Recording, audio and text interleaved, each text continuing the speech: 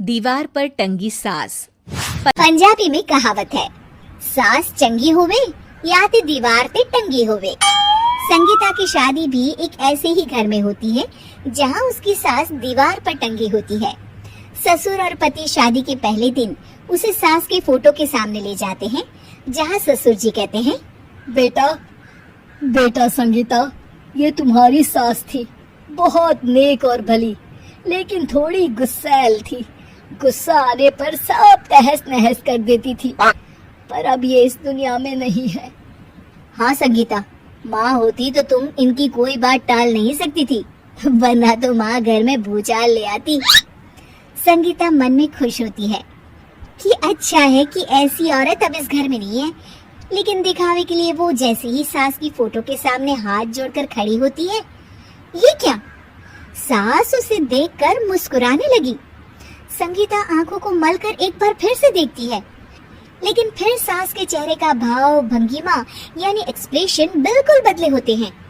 वो अपने पति और ससुर को कहती है, माँ की तस्वीर तो स्माइल कर रही है। ना बेटी, ये कैसे संभव है? जरूर तुम्हें कोई गलती हुई होगी, ऐसा कैसे हो सकता है? लगता है तुम शादी की सारी फॉर्मेलिटी करते करते थक गई हो, तुम्हें आराम की जरूरत है संगीता। खैर, सारे संगीता की बात को इग्नोर कर कमरे में चले जाते हैं। वैसे सास की फोटो पर एक्सप्रेशन एक के बाद एक बदलते ही रहते हैं। सुबह होती है, पति और ससुर को काम पर भेजकर संगीता कमरे की सफाई करने में लग जाती है कि तभी उसे आवाज आती है, टेबल ठीक से साफ करो। ऐसे भी कोई टेबल साफ करता है? इससे अच्छा तो ये गंदा ही था। किसी औरत की आवाज सुन संगीता दंग रह जाती है और सोचने लगती है कि आवाज कहाँ से आई।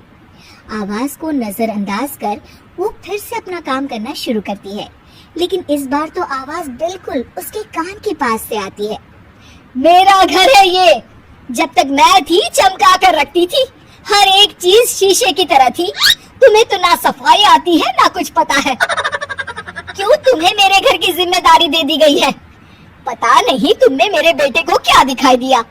मैं होती तो एक से बढ़कर एक लड़कियों की लाइन लगा देती। अब संगीता को समझने में देर नहीं लगी कि ये आवाज किसी और की नहीं बल्कि उसकी सास की है, जो दीवार पर टंगी है। वो उसके पास जाती है और कहती है, नमस्ते सासू माँ, मुझे तो कल ही लग रहा था कि दीवार में कुछ काला है। वो दीवार नहीं, दाल होती है पगली। सही पकड़े हैं सासू माँ। तो क्या हो गया आपको जो आप यहाँ भी चैन से नहीं बैठी हैं? सुना मैंने आपका व्यवहार काफी गुस्से वाला था। चुप रह तू, ज्यादा बकर बकर ना कर।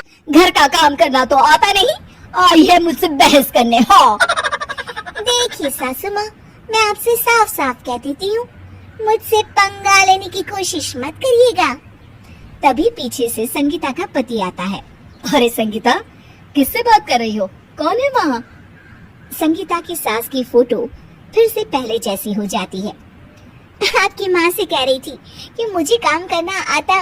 अरे संगीता, माना सास के ताने हर बहू को अच्छे लगते हैं, लेकिन यहाँ तो माँ है ही नहीं, तुम तो फोटो से ही।